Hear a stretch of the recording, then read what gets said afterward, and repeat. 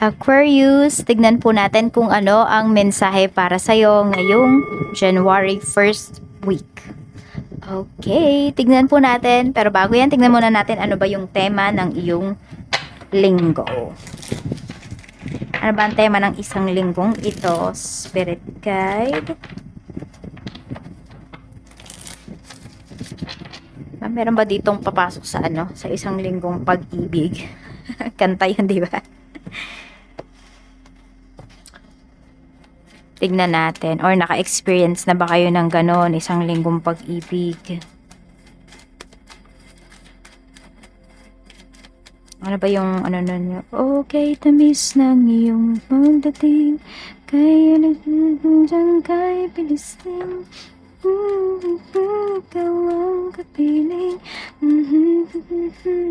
Ako'y gumising. Okay, tamis ng iyong... Basta ganun yung tono nun, diba? Mga oldies yung makaka-relate dito. Or it could be old soul. Tignan natin. We have 7 of Swords. Ayan. Meron kayong mahuhuli dito. Ayun nga, siguro nga yung iba sa inyo. Mahuhuli ninyo kung meron kayong kausap, na hindi lang kayo yung kausap ng tao na yon. Meron tayo ditong 8 of Pentacles. So, alam mo, nakikita ko dito, medyo mag-ingat kayo sa mga nakakausap ninyo, Aquarius, kasi pwedeng yung taong to, kinakausap lang kayo pag bored siya. Ayan, nagbibigay lang ng oras yung taong to kapag wala siyang ibang kausap. Medyo mag-iingat din po kayo dito pagdating sa inyong mga, saan ba? Sa inyong kaperahan, and also, ingat din kayo dito kasi baka may manira sa inyo pagdating sa trabaho. So, dapat talaga meron kayong mga plans. So, nagpaplano dapat kayo ahead. Tignan natin kung ano pa yung mensahe para sa'yo. So, actually, medyo marami ditong mga tao na nagsisinungaling sa'yo. May mga tao din dito na parang dinidiscourage ka. So, yan yung week mo, okay? So, pwede rin, baka ikaw to, naiisip mo na, siguro dapat ihinto ko na yung bagay na to, etc. So, parang may doubt ka sa sarili mo. So, yan, alisin mo yan ngayong week na ito. Tignan natin, ano pa ba yung mga struggles mo? Ayan, Spirit Guide, ano pa po yung mga struggles ni Aquarius ngayong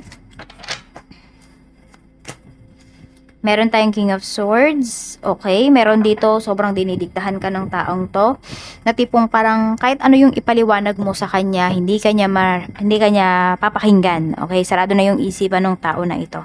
Very manipulative din to, so pwedeng ito yung kadil mo.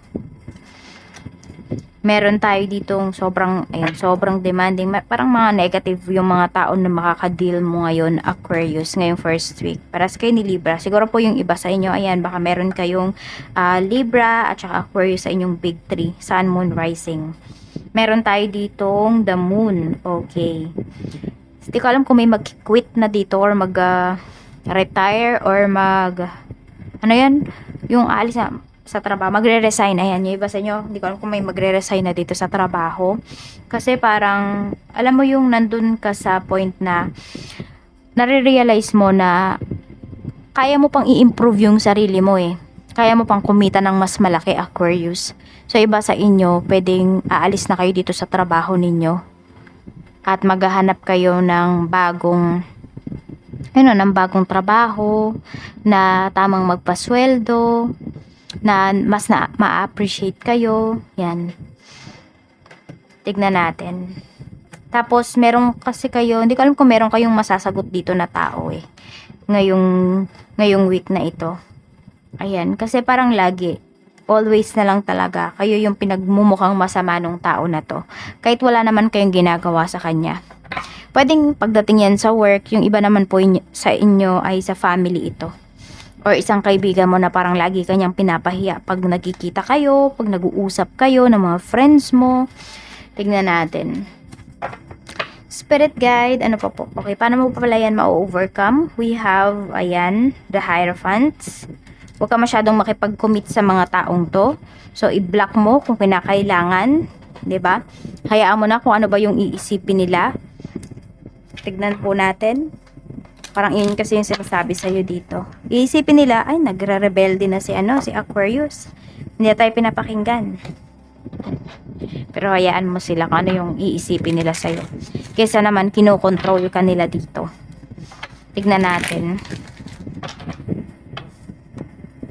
Kesa tuluyang mawala yung freedom mo. At yung lakas ng loob mo. Blessings na paparating for you. We have ceremony. Meron ba ditong manunumpa? Ayan po. I mean, hindi kayo manunumpa, manunumpa kayo ng isang tao. Pwede po na ito ay, ayan, merong ma-hire dito. Pwede rin na, more on ma-hire yung nakikita ko kasi dito. Tapos, nakapasa ba kayo sa mga exams po ninyo? Yan. Tignan natin. We have home. Okay. So, ito nga. Pwede po na may awarding dito ng bahay, awarding ng sasakyan. So, yan. Baka kukuha kayo ngayong week na ito. Or mafa-finalize na yung mga documents na needed po ninyo. Tignan natin, Spirit Guide. Ano po yung mensahe natin? Blessings. We have bridge. Kung merong ano dyan, may tulay dyan sa lugar ninyo or papunta sa inyo, pwede po na inaayos na yan. So, mas magiging mabilis yung transportation. We have doctor. And also, ayan, mukhang nag-i-improve dyan sa lugar ninyo. Aquarius. Pero, ewan ko, yun yung nakikita ko dito. Hindi lang to para sa'yo. Pwedeng about din to sa community po ninyo. Meron tayo ditong gift. You know. Tapos, pagdating naman po sa inyong health, sinasabi naman dito na magiging mas okay kayo. Ayan. Marami kasing Aquarius dito, hindi naman sakitin. So, alagaan nyo lang din talaga yung inyong sarili. Or baka, ayun o, di ba meron tayong ceremony, tas may doctor tayo dito. So, iba po sa inyo, pwedeng, ayan, hindi ko alam kung may nagtatake ba dito na nasa medical field ba kayo, ganyan, or magiging doktor na ba kayo. Tapos, meron din dito, pwede po na dun nga sa lugar ninyo, baka may, ano ba yung tawag dun? Yung, parang, yung mga doktor na nagpupunta sa mga liblib na lugar, yung mga ganun, baka mag-charity work kayo. May tawag dun eh. Kalimutan ko kung ano, hindi ko maalala, hindi pa pasok sa isipan ko. We have also party, so pwede ngayong week na ito may pupuntahan po kayo, pwedeng kasal yan, or pwedeng ito ay celebration po talaga ninyo. Aquarius. Ayan, tignan na natin kung ano pa yung mensahe para sa'yo. Spirit Guide, mensahe pa po natin kay Aquarius.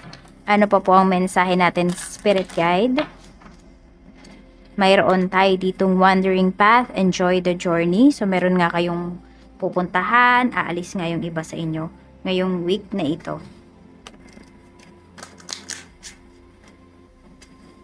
Mayroon tayo ditong hello morning. So, morning person. Marami sa inyo morning person, Aquarius. We have number 25, 25. Yan po yung iyong lucky number. Tignan natin.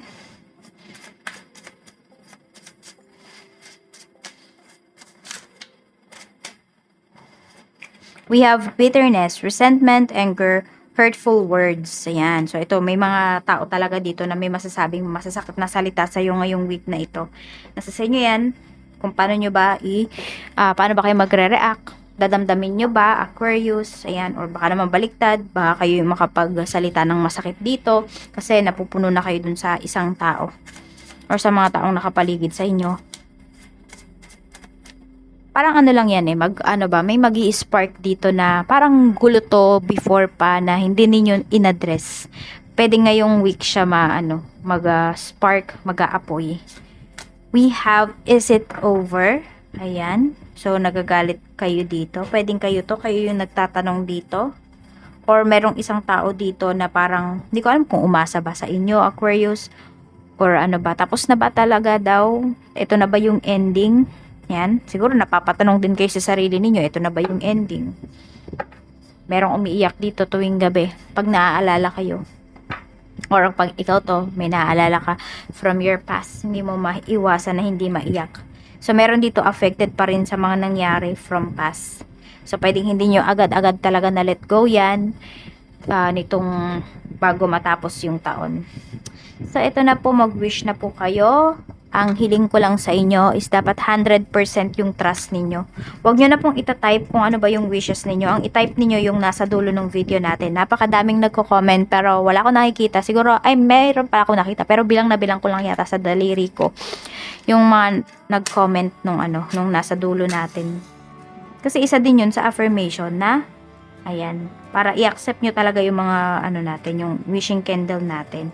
So, black inuna natin para kung may mga nag-evil eye po sa inyo, ay binabalik na natin yun sa kanya or sa kanila. At kung ano man yung mga blockages po ninyo. At red po for love, passion, courage, green for good luck and abundance. Wish na po kayo, and ang daldal ko na.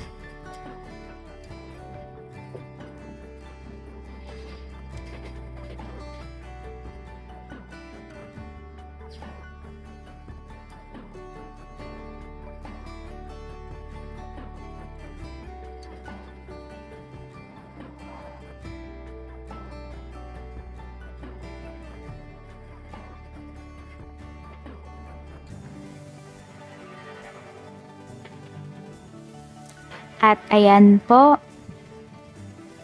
sabay-sabay po nating i-seal ang wishes mo. In 1, 2, 3. Maraming salamat po, Aquarius. Enjoy the rest of your week and more blessings to come.